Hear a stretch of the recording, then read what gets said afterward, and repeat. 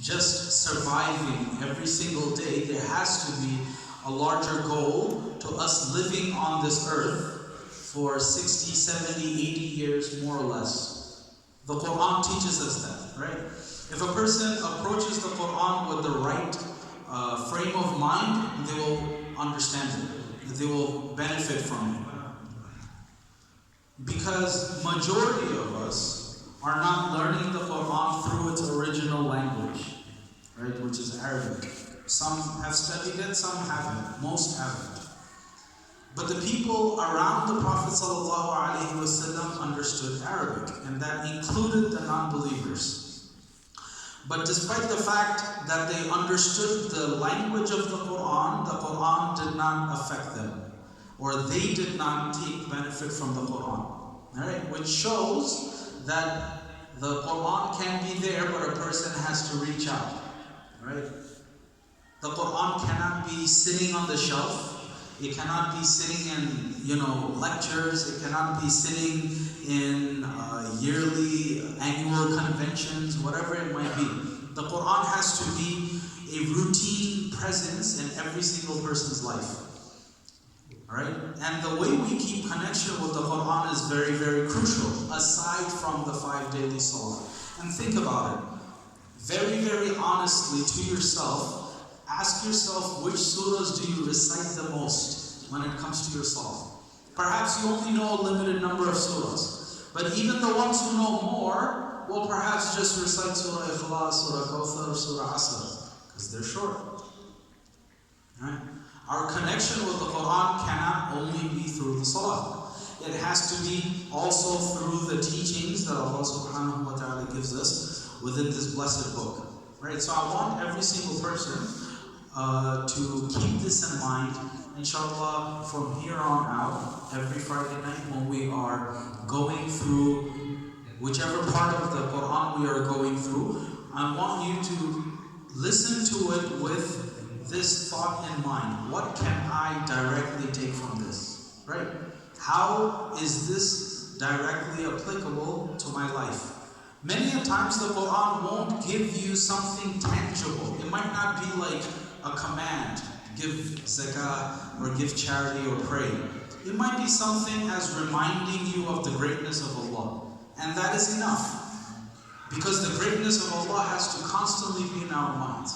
Right?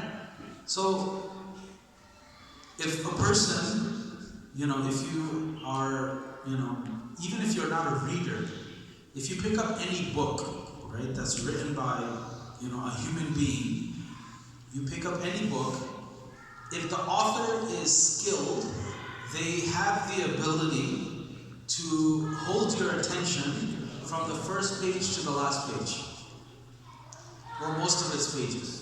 Right? That's where the skill of the author comes through. So the Quran is from Allah, the most perfect being, in the most perfect language, in the most perfect words. Alright? So the entire Quran from start to finish has something valuable.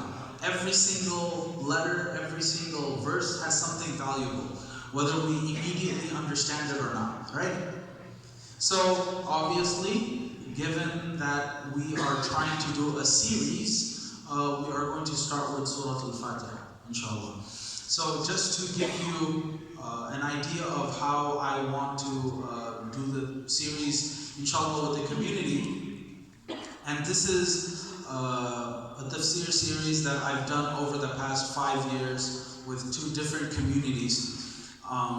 The goal is that we start with the surahs that most of us have memorized already, which means Surah Fatiha, because it is the most often recited surah. It is the first surah of the Quran. After that, we will do the last 10 surahs of the Quran. So from Surah al-Fil until Surah al-Nas. Why? They are the most commonly memorized and perhaps the most recited surahs in the Quran. After that, we can either continue to do some of the shorter surahs, or we will try to do some of the longer surahs that are mentioned frequently in the ahadith of the Prophet ﷺ. Surah Waqi'ah, Surah Yasin, Surah Kahf, Surah Mulk. Surah Yusuf is considered by Allah to be the best story, the most beautiful story. So some of those longer surahs, inshallah, we can go through them slowly. So once we have an enthusiasm, it will be easier for us to move forward. So we will start with Surah Fatiha today. And again, because I'm trying to keep it to a half hour, at least for the first couple of weeks, I will just do the background information of the surah. Every surah that we do, usually some information that I will mention is perhaps when the surah was revealed, right, during which part of the Prophet ﷺ's life. Of course, the name of the surah, the virtues of the surah, if any specific virtue is mentioned, the subject matter of the surah. What does the surah talk about, right? The connection between the surah that we are doing with perhaps the surah that we just completed. Because according to a lot of mufassirin, there's nothing random in the Quran. Everything is connected to each other, whether we understand an apparent connection or not. Right? So we start with Surah Fatiha. When you go into a bookstore, right, and you pick up any book, anywhere in the bookstore, you pick it up, usually there will be a description of what the book is about in the back, right? What they call the book jacket, right? There's a description of the book in the back. If it's a novel, then usually they give you just a little bit of the story to get your attention, to pique your interest, and perhaps you might buy the book, right? So the beginning of any book is extremely crucial, right? Because that's where you grab the reader's attention, right? That's where you can get them or lose them, right? When we write essays for high school, college, whatever, what's the most important thing for the YM guys? What's the most important thing in your thesis, right? What are you writing for? What's the purpose of all of this? Why should I expend energy and read this, right? So it's essentially why you should be invested in this, right? The entire Quran is made up of 114 separate surahs, right? Each surah perhaps talks about something different. Many of the surahs are very similar. Why did Allah start the Quran with Surah Al-Fatiha? It's not in chronological order, right? Surah Fatiha was not the first revelation. The first revelation was the first 5 verses of Surah Alaq. Iqra bismi rabbika alladhi khalaq. That surah is all the way in the last juz of the Quran, right? So, why Surah Fatiha? There has to be a reason. Because the most perfect being, with the most perfect language, with the most perfect words, cannot just give us something random. There has to be a reason behind it, right? So Surah Fatiha is essentially what we would call the prologue of the Quran, right? It gives us an idea of what the remaining 113 chapters are about, all right? If you want to make it even simpler, it is a very, very shorthand version of the priorities of a Muslim's life. And once we go through the surah, inshallah, next week, you will understand why Surah Fatiha is the one surah that we perhaps will recite the most in our life. Every single rak'ah of salah, you begin with Surah Fatiha, whether you are reciting another surah or not after it. Why? Because Surah Fatiha is reminding you of the most crucial things that a Muslim is supposed to always be, aware of. So Surah Al-Fatiha, the word Fatiha means opening. What is it opening? It is opening the Quran, right? It's the introduction of the Quran. It is, encapsulating all of the subjects of the Quran. And, very roughly, inshallah, down the road, if we have some time, we can set up a class where we talk about some of the other sciences of the Quran, the subject matter of the Quran, the preservation of the Quran, the history of the Quran, things that are sort of the auxiliary sciences, not tafseer. Tafseer is about what is in the Quran itself, right? So the word Fatiha means opening. It is opening the Quran. Surah Fatiha very roughly reminds us of the principles of belief, because the point of the Quran is to solidify, convince a person to believe, right? Which is the core of our Islam. There is no Islam without Iman. A person has to believe in Allah, right? You can't be Muslim without Iman, right? They're not synonymous. Iman is the inner state. Islam is the outer state. Iman is composed of not only belief but conviction. Conviction comes later. A person has to start believing first, right? Surah Fatiha also very briefly reminds us of the importance of worship, right? Because our belief is not only something that we keep inside, but our belief is supposed to manifest into actions, right? So we all pray in Isha right now. Right? We all pray in Isha right now. We pray because we believe, right? And our Iman took a physical form through Isha. Because if I say, show me your Iman, you can't show it, right? It's not a physical thing. But when a person is following the commands of Allah, that is the manifestation of Iman, right? That is what Iman is supposed to motivate a person to do. Allah subhanahu wa ta'ala also reminds us of the fact that we are dependent on Him, right? It's very easy to forget how fragile we are. You just need one thing to go wrong. You realize that, right? Just one thing. And not even significant. Something on a very microscopic level. Your one cell can start multiplying the wrong way and you end up with cancer, right? It doesn't need to be something significant. The harmony that Allah created within our system is, a testament of the fact how much we are dependent on Allah, right? But, in our hubris and our arrogance, we forget the fact that we are dependent on Allah, right? Because, our hearts are beating just without us monitoring. We are breathing constantly. We are blinking constantly. Our body is taking care of itself, right? So we don't realize that, no, we are still dependent on Allah. The most perfect person in this entire world, right? As soon as they stop, as soon as they're out of air or they don't have access to air, right? That's when they realize what a blessing, just breathing is. Breathing clean air. And a couple of months back, well actually last year, there was a huge fire in California. So, for those of you who don't know, I moved from California. So, there was a huge fire in a small town. The entire town burned down.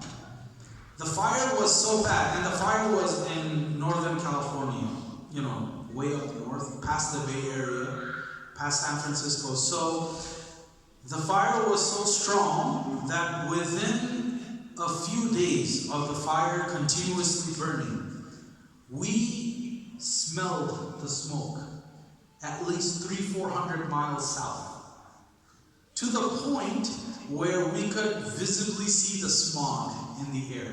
We could tell the air was hazy, right? At that time, every single person who breathed, right, and they felt the sting of the smoke in their nose, they realize the value of clean air. But we don't realize it because it's all around us, right?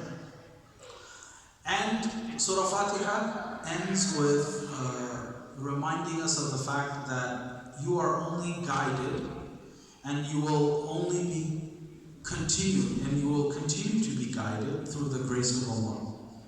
It's only Allah's mercy that we are here, because there are people who are perhaps much better off than us in many ways, but who are not here, right?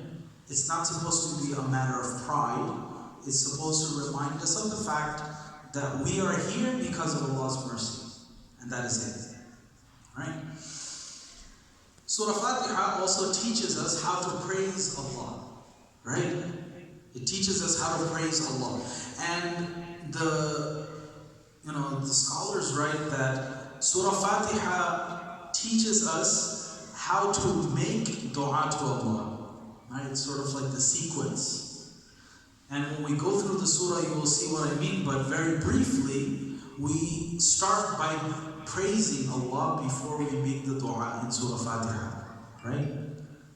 We praise Allah first and then we make the dua. The reason is that before you ask Allah of something, you praise Him.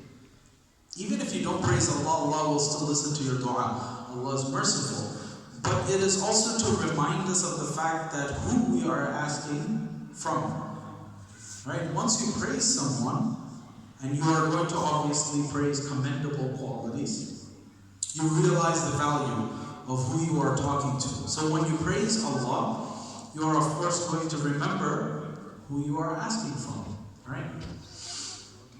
When was Surah Fatiha revealed? Surah Fatiha was one of the earliest revelations.